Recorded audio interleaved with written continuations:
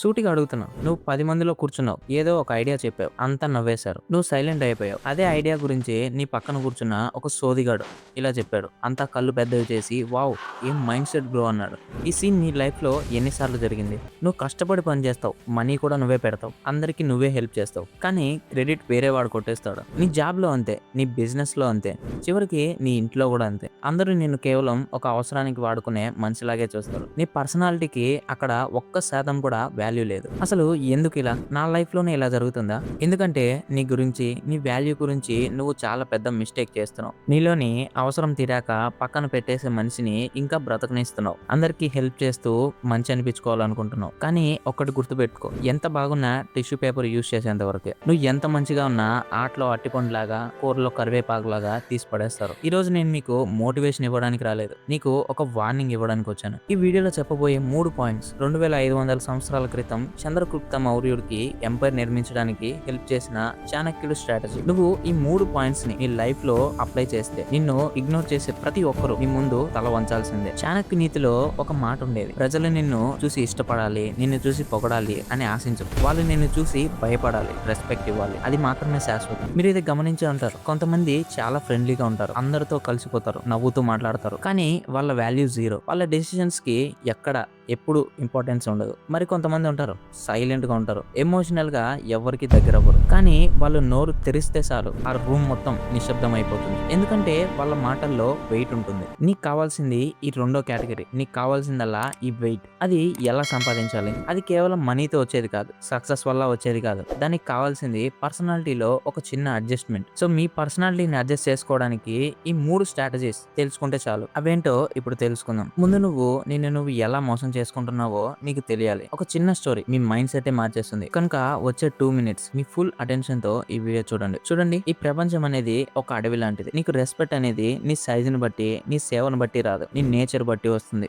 ఒక వీధిలో ఒక కుక్క ఉంది. అది ఎప్పుడు చాలా గట్టిగా అరుస్తూ అందరినీ భయపెట్టాలని చూస్తుంది. ప్రతి మనిషికి తోకాడిస్తుంది. ఎవరైనా చిన్న ముఖ వేస్తే చాలు దాని మొత్తం ఎనర్జీ అంతా అక్కడే పెట్టేస్తుంది. ఎందుకంటే అది ఎప్పుడు డిపెండెన్సీ మీద బ్రతుంటుంది. దాని ఎగ్జిస్టెన్స్ ఎప్పుడు వేరే వాళ్ళ పర్మిషన్ మీద ఆధారపడి ఉంటుంది. దాని చుట్టూ ఉన్న మనుషులు ఆ కుక్కని చూస్తే అయ్యో అంటారు, కానీ రెస్పెక్ట్ ఇవ్వరు. ఇప్పుడు ఒక సింహం గురించి ఆలోచించండి. సింహం ఎప్పుడు పడితే అప్పుడు అరవదు, ఎప్పుడు తోకాడిస్తూ తిరగదు. అది ఆకలేస్తే వేటాడి దానికి కావాల్సింది దక్కించుకుంటుంది. అది నిశ్శబ్దంగా నడుస్తుంది. దాని నోటి నుంచి ఒక సౌండ్ కూడా రాకపోయినా అడవిలో ప్రతి ఒక్క జంతువు దాన్ని చూస్తే పక్కకు జరుగుతుంది. దాని ప్రెజెన్సే దాని రెస్పెక్ట్ క్రియేట్ చేస్తుంది. ఎందుకంటే సింహం తనెవరో వేరే వాళ్ళకి నిరూపించుకోవాల్సిన అవసరం లేదు. నువ్వు కూడా ఒక సింహంలా ఉండాలనుకుంటున్నావా? అయితే నువ్వు ఫస్ట్ చేయాల్సింది ఆ స్ట్రీట్ డాగ్ మెంటాలిటీ నుంచి ఈ క్షణమే బయటికి రావాలి. ఆ మెంటాలిటీని నువ్వు మార్చుకోవడానికి చాణక్యుడు చెప్పిన 3 అతి ముఖ్యమైన సూత్రాలు ఇవే. ఇప్పుడు ఆ 3 స్టెప్స్ ఏంటో చూద్దాం. స్టెప్ 1, చాణక్యుడు ఇలా చెప్తాడు. నీ శత్రువుకి నీ బలహీనత తెలియకపోవడం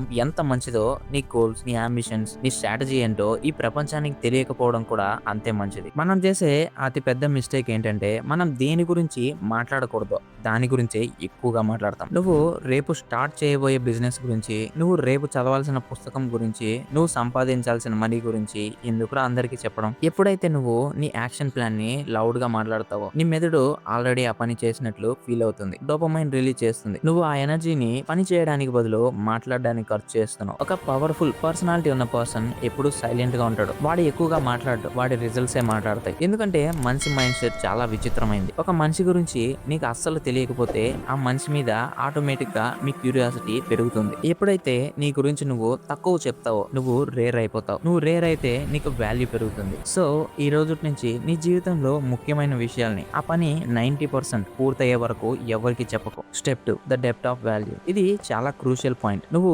నిరంతరం ఇతరులకు హెల్ప్ చేస్తూ వాళ్ళ అవసరాలను తీరుస్తూ ఉంటే వాళ్ళు నీకు రెస్పెక్ట్ చేయడం కాదు, వాళ్ళు నిన్ను నెగ్లెక్ట్ చేస్తూనే ఉంటారు. నీకు రెస్పెక్ట్ కావాలంటే నువ్వు ఎవరికైతే సహాయం చేస్తావో వాళ్ళ దగ్గర నుంచి ఏదో ఒక రూపంలో అప్పు తీర్చుకొనివ్వాలి. అది డబ్బు రూపంలో కావచ్చు, సహాయం రూపంలో కావచ్చు, లేదా వాళ్ళు ఇచ్చే రెస్పెక్ట్ రూపంలో కావచ్చు. చాణక్య నీతిలో ఒక విషయం ఉంది. నీ సహాయం వారికి భారంగా ఉన్నప్పుడు మాత్రమే దాని విలువ వాళ్ళకి అర్థమవుతుంది. నువ్వు ఒకరికి జాబ్ ఇప్పించావు అనుకుందాం. వాడు నీకు కృతజ్ఞతగా ఉంటాడా? ఉండడు. వాడు నీకు ఒక కాఫీ కొనిస్తేనో లేక ఒక చిన్న సాయం చేస్తేనో ఆ అప్పు తీరిపోయిన ఫీలింగ్ వాడికి కలగదు. అప్పుడు ఆ వాల్యూ వాడికి గుర్తుంటుంది. నీ స్కిల్స్ ని ఫ్రీగా ఎవరికి అమ్మకు. నీ సమయాన్ని, నీ ఎక్స్పీరియన్స్ ని ఎవరైనా తీసుకుంటున్నారు అంటే వాళ్ళు దానికోసం ఎంతో కొంత ఇన్వెస్ట్ చేయాలి. నీ ఎనర్జీని, నీ టైంని ఫ్రీ సర్వీస్గా మార్చకు. నువ్వు వాల్యూని క్రియేట్ చేస్తే ఆ వాల్యూని కొనుక్కోవాల్సిన బాధ్యత ఎదుటివాడికి ఇవ్వు. అప్పుడు వాడి మైండ్ సెట్ లో నీకు స్థానం దొరుకుతుంది. Step 3, the unshakeable goal. నువ్వు ఎప్పుడు వేరే వాళ్ళ వాలిడేషన్ కోసం వెయిట్ చేస్తూ ఉంటే నువ్వు ఎప్పుడు బలహీనంగానే ఉంటావు. చాణక్యుడు చెప్పే ద మోస్ట్ పవర్ఫుల్ ప్రిన్సిపల్ ఇదే. నీ శక్తికి మూలం నీ గోల్. నువ్వు ఒక పెద్ద గోల్ పెట్టుకుని అది బిజినెస్ స్టార్ట్ చేయాలని కావచ్చు, లేదా ఫైనాన్షియల్ ఫ్రీడమ్ అచీవ్ చేయాలని కావచ్చు, లేదా ఒక ఎగ్జామ్ క్రాక్ చేయాలని కావచ్చు. ఇదన్నీ జరగాలంటే నీ మైండ్ నీ గోల్ మీద ఫోకస్ చేయాలి. ఎప్పుడైతే నీ మైండ్ నీ గోల్ మీద ఫోకస్ చేస్తుందో ఆటోమేటిక్ గా ఈ చిన్న విషయాల పట్ల వచ్చే ఇన్సల్ట్స్, క్రిటిసిజం, డిస్ట్రాక్షన్ వీటన్నిటిని నువ్వు నెగ్లెక్ట్ చేస్తావు. నీ చుట్టూ ఉన్న వాళ్ళు నిన్ను ఇగ్నోర్ చేస్తున్నారంటే అది వాళ్ళ ప్రాబ్లం. నువ్వు ఒక పెద్ద మిషన్ మీద ఉన్నప్పుడు వాళ్ళ మాటలు నీకు ఒక దోమ కుట్టినంత బాధ కూడా ఇవ్వవు. ఒక పవర్ఫుల్ పర్సనాలిటీకి ఎప్పుడూ తెలుసు తన హ్యాపీనెస్, తన సక్సెస్ అనేది తన చేతుల్లోనే ఉంది. వేరే వాళ్ళ ఒపీనియన్ అది కేవలం నాయిస్. ఒక్క విషయం గుర్తుపెట్టుకో, నీ సక్సెస్ ఎలా ఉండాలంటే నిన్ను చూసిన నవ్వినవాడే నీతో ఫోటో కోసం గంటల తరబడి నిలబడాలి. ఎవరి దగ్గర రెస్పెక్ట్ ని అడుక్కోవద్దు, నీ హార్డ్ వర్క్ తో సంపాదించుకో. చూడండి ఫ్రెండ్స్, లైఫ్ లో రెస్పెక్ట్ అనేది గిఫ్ట్ కాదు, అది నువ్వే డిమాండ్ చేయాలి. కానీ ఆ డిమాండ్ నోటితో కాదు, నీ యాక్షన్ తో ఉండాలి. నీకు ఇగ్నోరెన్స్ నచ్చట్లేదా? మౌనంగా ఉండు, మాట్లాడకు. నీ రిజల్ట్సే మాట్లాడనివ్వు. నీ వాల్యూ లేదనుకుంటున్నారా? నీ స్కిల్స్ ని అంత ఈజీగా ఇవ్వకు. నీ సమయానికి ఒక ప్రైజ్ పెట్టు. నీ ఫోకస్ ని ఎక్కడో చిన్న విషయం మీద పెట్టి డిప్రెషన్ లోకి వెళ్ళిపోతే ఈ ప్రపంచం నిన్ను తొక్కేసి ముందుకు వెళ్ళిపోతుంది. లేదంటే నువ్వు చాణక్యుడి స్ట్రాటజీ ఫాలో అయ్యి ఒక ఐరన్ పిల్లర్ లా తయారవ్వాలి. ఈ క్షణం నుంచి నిన్ను నువ్వు ప్రామిస్ చేసుకో, ఇంకెప్పుడు నేను స్ట్రీట్ డాగ్ లా ఎప్పుడు పడితే అప్పుడు అరవను. నేను సింహంలా మౌనంగా ఉంటాను. నా గోల్స్ తప్ప నాకు ఏది ముఖ్యం కాదు. ఎందుకంటే సింహం అరవదు, సింహం వేటాడినప్పుడు మాత్రమే అరుస్తుంది. నువ్వు ఎప్పుడు అరవాలో తెలుసా? నీ గోల్ సాధించాక, నీ సక్సెస్ మొత్తం ప్రపంచానికి వినిపించాక. అదే రియల్ పవర్, అదే రియల్ రెస్పెక్ట్. ఈ వీడియో చూసిన తర్వాత మీరు ఏ స్టెప్ ని వెంటనే అప్లై చేయాలనుకుంటున్నారు దాన్ని కింద కామెంట్స్ లో తెలియజేయండి. ఎందుకంటే నేను మీ గ్రోత్ ని చూడాలనుకుంటున్నాను. మరింత స్ట్రాటజిక్ మైండ్ సెట్ నేర్చుకోవడానికి ఆ టాప్ 1% పవర్ఫుల్ క్లబ్ లో చేరాలనుకుంటే ఇప్పుడే సబ్స్క్రైబ్ బటన్ ని క్లిక్ చేయండి. మన కమ్యూనిటీలో జాయిన్ అవ్వండి.